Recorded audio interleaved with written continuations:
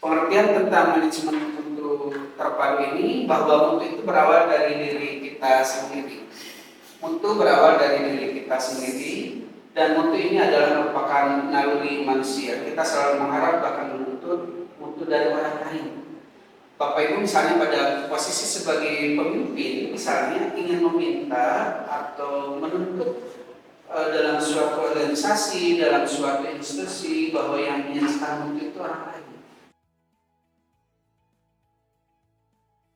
Oleh karena itu, Bapak dan Ibu di perguruan tinggi itu ada yang disebut dengan analisis jabatan.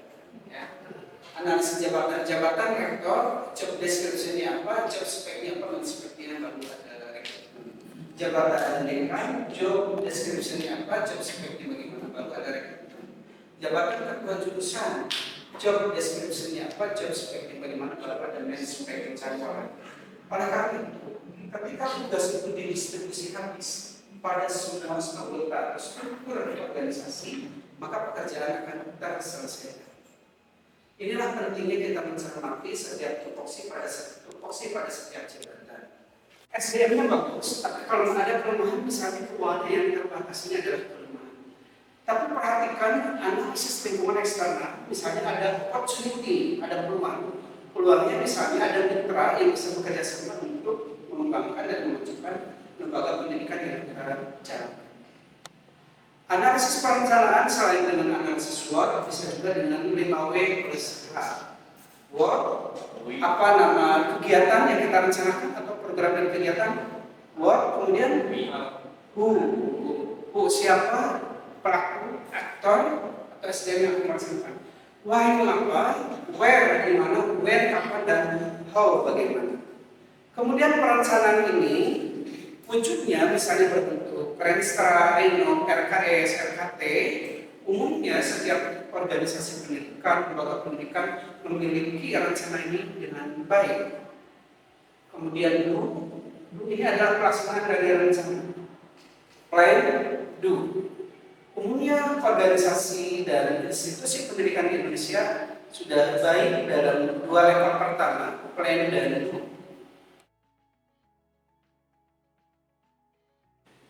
Ketika kemarin sudah jelaskan tentang continuous improvement, bagaimana praktik continuous improvement ini untuk menggaransi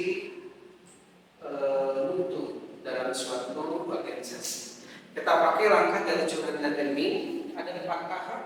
Pertama ada plan, kedua do, ketiga C, keempat E. P, D, C, A. Plan, do, C, E. Nah, yang pertama adalah plan. Perencanaan ini menggunakan analisis SWOT, strength, weakness, opportunity, dan threat. Kita berbagi 2 pilar. Pilar pertama adalah analisis tentang kekuatan dan kelemahan. Ini disebut analisis internal.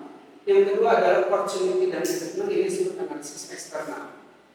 Analisis kekuatan dan kelemahan yakni dalam lingkup organisasi analisis dan apa kekuatan yang dimiliki oleh suatu organisasi. Misalnya kekuatan SDM, kekuatan keuangan, kekuatan sarkas, misalnya, atau kekuatan yang dimiliki ini adalah misalnya dalam 5M imagine termasuk juga material. Tanggung jawab bersama. Bukan tanggung jawab orang per orang atau orang tertentu saja. Inilah berbicara mutu itu tanggung jawab bersama. Kalau kita melihat leveling manager, ada top manager atau top management, ada middle management, ada lower management. Ini sama-sama bertanggung jawab untuk menjaga mutu suatu lembaga pendidikan, suatu organisasi, suatu institusi. Tidak hanya tidak bisa dibebankan pada 7 pimpinan, pada top manager saja, karena itu tidak akan menyelesaikan persoalan. Oleh karena itu, dalam tata kelola lembaga pendidikan termasuk organisasi apapun, itu ada 2 hal yang harus diperhatikan. Pertama adalah yang disebut dengan power, yang kedua adalah otoritas. Ini menempel pada jabatan. Jabatan itu kita bagi ada jabatan puncak, jabatan menengah, jabatan paling bawah, top, middle, dan bawah.